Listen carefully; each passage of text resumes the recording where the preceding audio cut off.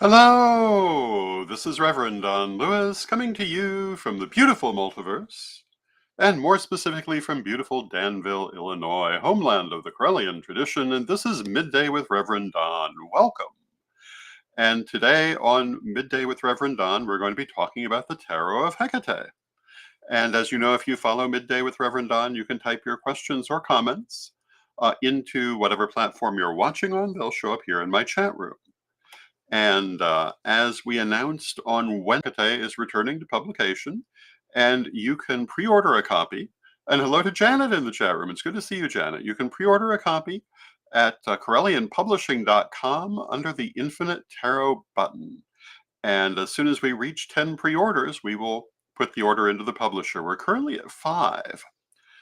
So we're moving rather quickly. If you would be interested in getting a Tarot of Hekate in this order, make it within the next few days, and it will go in this very first order.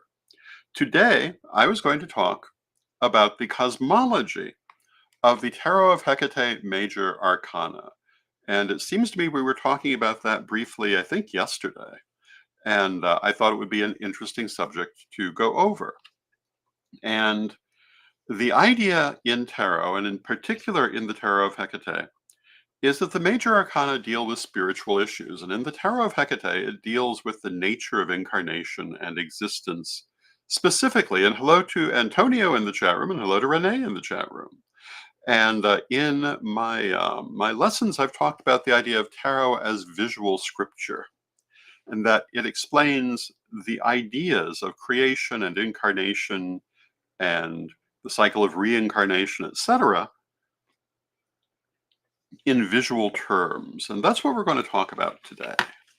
And my intention, pardon my nose, is to go through, it's interesting. Yes, it's been so hot. And then last night it was down in the 60s. Um, it was quite interesting to wake up to. Hello to Mystique in the chat room. It's good to see you. So what I'm going to do is I'm going to go through the cards and explain why this is. And hopefully we have time for all of them. I'm not going to go into extremely in-depth discussion of it, but enough to explain what I mean. And our first card is the Fool. And we are using a green screen. Some of these cards do have green in them. That may tend to drop out. I apologize. But the Fool is, as you can see on the card, it's the number 0.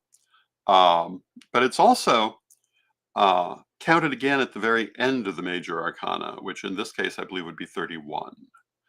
But the Fool is the chaos moment, the moment when all things are possible. And in cosmology, the Fool represents deity before creation. What in mythology often is called chaos, primordial deity, existence before the creation of the physical and spiritual worlds. When everything was possible, everything was there, just kind of all mixed up together. That's what the Fool represents. And of course, in reading, it represents that moment when you can create a new pattern and do whatever it is you desire. And Janet says, I'm glad to see it here before October. Once the pre-order is filled, will subsequent decks go out when ordered? Right now, I'm thinking that we will order them whenever we reach a certain number. So once this first pre-order is sent in, we'll start pre-ordering again. And that's because you get price breaks with a certain number per order. And in order to offer it at the price we're offering it, we have to have at least 10 of them. And with time, we hope to go up to larger orders where we can considerably consider the possibility of lowering the price. Our second card is the Magus, or the Magician. And in divination, this is the ability to work your will in the situation, but in cosmology, this is the creation of the god. And if you remember the Vangelo delle Streghe, it talks about how primordial deity wanted a companion, wanted experience, and so she divided herself and created the god out of her essence. And the god was the material yang part of her being. That's what this card represents. It represents going out in the material world, doing material things, um, working for material results in a magical sort of way. It's followed by the high priestess. And once the god had been created, what remained was the goddess, the yin part of existence, the spiritual part of existence. And the two of them together had been primordial deity, but once they were separated, they were matter and spirit. In the Vangelo delle Streghe, the goddess pursues the god and ultimately unites with him, and that is this card, Magic, which is not in a normal tarot deck. And magic means exactly what it sounds like in Hello to Bimbi, in terms of divination, but in terms of cosmology, it is that union of soul and matter, the creation of the ensouled universe. And it is followed by the Empress. And in a reading, the Empress is prosperity, happiness, good things. In cosmology, she is the great mother goddess, and you can see that she is portrayed in that way. She is the goddess of physical existence, the goddess of this world of being, the source and sustenance of all things. She is followed by the Emperor, who is the god of the dance, the lord of cycles, um, the Holly King, the horned god. He represents the ongoing process of life. She is the essence of life. He is the process of life. They are followed by the Hierophant. And the Hierophant, in a reading, is spiritual guidance, spiritual communication. I interpret that cosmologically as being the fact that we are all a union of goddess and God, and spirit is within all of us. It's that as above, so below thing. Spirit can always talk to all of us. We always have the voice of spirit within us to guide us, to help us go forward. And we are all of us as we go through our path. Also, spirit. And so as the emperor goes forward with the cycles of life, the empress, as the essence of life, goes with it. This is followed by the lovers. And you can see the lovers has three characters in it, and this is more the traditional form of the lovers card as opposed to more the Rider-Waite version, which posits a simple couple. Though it also does have a third figure. But this is the idea in divination of a choice between important things. And cosmologically, it's the choice of how we live our lives. We can live our lives with a spiritual focus or a material focus, and neither is better than the other. They just will take us in different directions. They're both important. One is involution, one is evolution. We need both of these things to move forward. And hello to Mary Cavalcante in the chat room. The lovers is followed by the chariot. And this chariot does not have an actual chariot in it, unless you consider the dragon to be the chariot, which arguably you can. And of course, the dragon is the spirit of the universe. So you can see that the knight, who is the god, is more or less riding on that dragon of the universe, and of course is the dragon of the universe. And this represents going forward in a material way, in a worldly sort of way. You can see the green of the dragon is dropping out of the card. Sorry about that. Nothing much I can do with the green screen, but that is what the chariot means. It's going forward in a physical way, and that's also its divinatory meaning, moving forward, success, achievement, followed by strength. And strength has a green background, so the whole thing is dropping out. But strength represents inner strength, inner ability, the ability to deal with everything we encounter. And that is the divinatory meaning of the card. The cosmological meaning is following a more spiritual life that develops the inner qualities. Both good choices, and each one has their own purposes. And in the chat room, Edward says to Janet, we will likely do spot ordering. And the more we have per order, the price lowers incrementally. And we are also looking at a Kickstarter. So yeah, we're looking at ways to jumpstart it. And hello to Janet in the chat room. Strength is followed by the Hermit. And I was talking with Chris Copeland about the cards the other day, yesterday, and she remarked on liking this particular symbol of the Hermit. Because the Hermit is often shown as the seeker, but I understand it more as the finder. The Hermit is the person who, through personal study, has mastered their own abilities. And that's how I take it in a reading. That's how I understand its divinatory meaning. You have the ability to draw upon your own powers to do what you need to do, to find the answers you need to find. You can look within, you can draw upon what is within, you don't need to find it outside. And the key phrase I sometimes like to use comes, I think, from, what was it called? The Maidens of the Moon deck, possibly. Many years ago, the archetypal New Age witch or shaman. And that's how I look at the Hermit. And cosmologically, that is what comes from developing on either of these different paths, and ultimately both of them. Through pursuing physical and spiritual development, you in fact develop. This is followed by a series of cards that are only in the Tarot of Hekate. The first is the Soul. And the Soul is exactly what it represents. And hello to Zane in the chat room. It's good to see you, Zane. And the Soul represents the soul going forth into the world. In terms of divination, it says to pay attention to the needs and purposes of your soul. In terms of cosmology, it is the soul going forward along the path, always connected to spirit, because both the goddess and the god, the origin and the path, are shown in the card. Followed by the heart.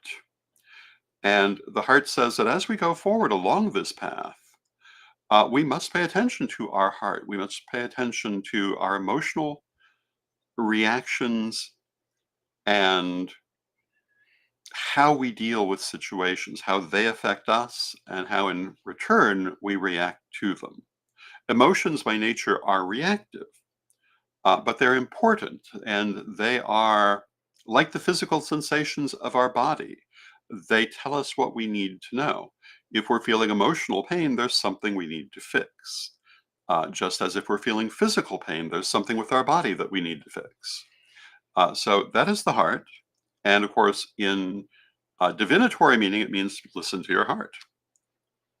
It's followed by the body. And the body represents exactly what it sounds like, the physical vehicle that we go forward with. And in terms of divination, it means pay attention to your physical real world needs and do not put them on the back burner. In terms of cosmology,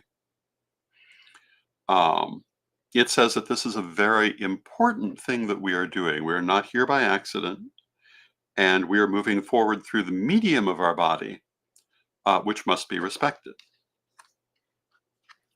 This should be followed by the mind. I apparently did not successfully grab it out of the deck. I wonder if I can find it quickly. I'm going to think probably not. So we're just going to describe the mind, but the mind is what it sounds like. It says that, yes, we need the heart, which is our emotional reaction to things. Yes, we need the body, which is our physical sensations and our physical experiences. And we also need the mind, which is our understanding of what's happening. And it's very important that we have all three of these things working together if we wish to become that highly developed hermit. We have to draw upon our emotions, our physical experiences, and our mental understanding of them. This is followed by time. And time is just what it sounds like. Time is the way that we understand all of these experiences, the way that we order them. Time is an illusion. We talk about that extensively in the degree lessons, but it's an important one. And it's very important for us to have it to understand the things that we are in fact learning. And so it's a very important part of that incarnational journey. Uh, in divination, the time means to give the situation time, that time can make many changes in the situation. It's followed by past, which is reassessment. And the divinatory meaning is just that. Um, Aspects of your past may impact your present. You may want to assess your past for what is useful and not useful from it, etc. Cosmologically, it means that we carry forward um, the lessons that we learn through the things that we do. They become part of our soul, and they remain part of our soul. Just because we go forward in the cycle of life and death does not mean we lose those things. They're always with us. It's followed by future. And in the future card, we can see the man flying through the air on his wings of waxen feathers. But the question, of course, is it Icarus or is it Daedalus? And it could be either. If you don't know that story, I'm sure you can easily Google it. But it worked out better for one of them than for the other. And the meaning of this card in divination really kind of is be practical in your plans for the future. Do not fly too close to the sun, uh, but rather plan your flight sensibly and it will go well. In terms of the story of incarnation, in terms of cosmology, um, the past card, again, is carrying forward all of those experiences, and the future card is going forward to have more of them, that the journey continues, and that because time is an illusion, the difference between these things is not always as it appears. Past and future work more together than we realize. And again, I'm going through these simply because we only have so much time and quite a few cards. It's followed by fortune. As a divinatory card, I take this as a gift from fate. Um, Cosmologically, it is fate. It is the divine plan that moves us forward. We can see the goddess with her spinning wheel from the Vangelo delle Streghe. We can see the god turning the wheel. And this is, we can also see reference to the three fates and the thread of life. And this is saying that, yeah, we're here. We are in many ways designing our paths as we go, but we've also agreed to certain things before we come. Certain things are set out. And although I believe that we can influence those and sometimes change them, they are there. We need to be aware that there are certain things that are simply meant to be part of this life that we ourselves have already agreed to. It's followed by justice, which as a divinatory card is getting what you've worked for, getting what is right for you in the situation, what you deserve. Um, Cosmologically speaking, this is karma. And karma, to me, is all about attachment. You can see the spider web in the back. And as you probably know, if you've ever had an incarnation as a fly, spider webs are sticky. You get caught in certain parts of them, but not in others. And I believe that web of fate is the same way. Certain things that have lessons for us that we require to learn will stick on us, or we will stick on them. We won't be able to move forward until we've learned them. That's what this card represents. It is followed by the Hanged Man, and the Hanged Man as a divinatory card is allowing time for growth and development. It means that change and development are happening, but they're not happening overnight. Just as Odin hung on the tree for 9 days before he got the runes, it is not an overnight process. And that is true of the cycle of life and death. One life will not do it. 10 lives will not do it. We have to keep doing it until we've learned everything there is for us to learn, everything that we want to learn, everything we need to learn. And we will keep coming back until we've done so. It's followed by death, which is also rebirth. And this is the means by which we keep going forward. And hello to Reverend Michael in the chat room. And Reverend Michael says, sorry, I missed most of the midday. But, they're all recorded, so you can certainly see it later. And I believe you ordered the deck, so you'll see it soon enough. Um, so I say one lifetime is not enough. We have to have many lifetimes. And the thing that makes that possible is death and rebirth. And we need that. We need that constant resetting in order to move forward. Because, if we all had conscious memory of all of our past lives and all of the people that we've already known and dealt with, it would be a lot harder to learn some of the lessons we have not yet learned. Resetting our minds can be helpful. Now, there are processes for working with this consciously, for moving beyond it consciously. There's shadow work, there is conscious incarnation, which are concepts too in depth for the short period of time we have today. But generally speaking, the reason that we reset our lives, the reason that we reset our mentality each time, is to give us a clean slate so we can start over, so we don't have to feel bad about the mistakes we've already made in other lifetimes. We will find it harder to be conceited about the successes we've had in other lifetimes. We can start over and encounter our lessons anew and have a better chance of learning them. Followed by temperance, and temperance is what that does to us. As we go through the cycle of life and death, we grow. And you can see in the card, we have the goddess and the god um, shown united down the center with their opposite qualities. And temperance is bringing opposites together to create new things. It's creating new situations out of existing situations as a divinatory card. Cosmologically, it is the recreation of ourselves. We come into the cycle of life and death as a soul with certain qualities. As we go through it, we educate and grow ourselves and turn into ultimately the best that we can be. And along the way, we may become the worst that we can be. But we don't stop there. We keep going, we keep growing. And that's what this card represents. And that is a lot of the purpose of the journey. It's followed by the veil.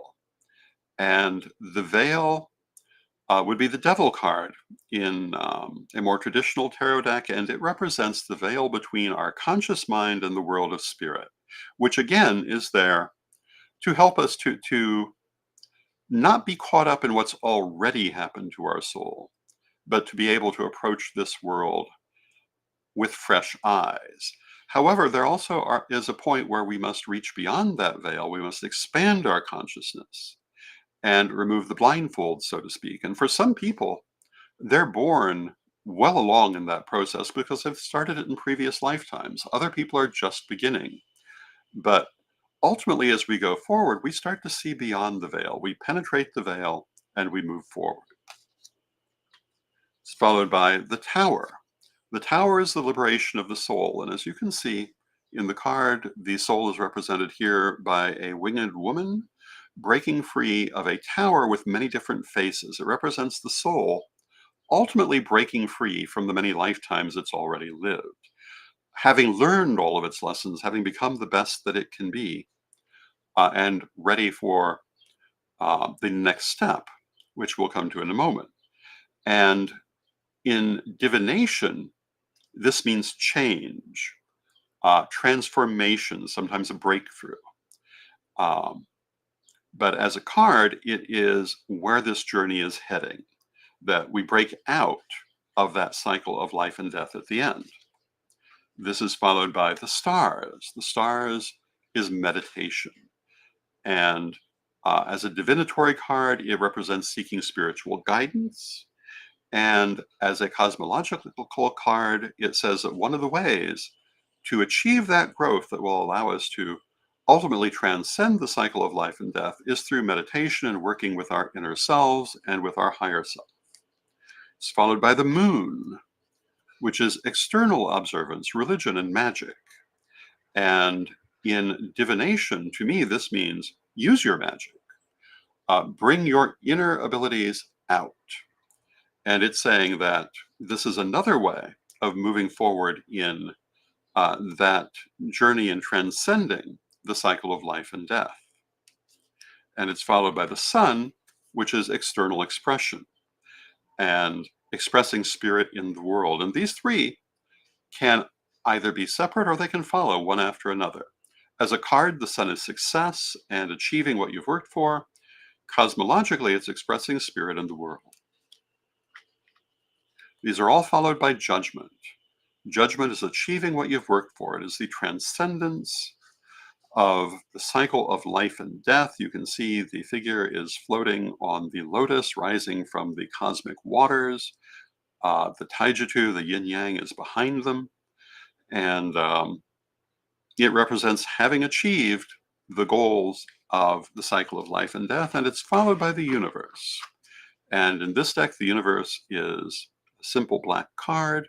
It is reunion with deity, going back to where you began, but not in the same way, because you take back everything that you learned during the process. So it is not so much becoming one with deity as realizing you always were. And that is the whole cosmological meaning of the major arcana in the Tarot of Hekate, basically the same as the cosmological meaning in any major arcana, but it has a few idiosyncrasies of its own. So I hope you found that interesting. And if you're interested in gaining your own copy of the Tarot of Hekate, you can order it at CorellianPublishing.com under the Infinite Tarot button. And we are looking to put together our first 10 pre-orders. As soon as we've reached that number, we will send in the order. And then afterwards, we will proceed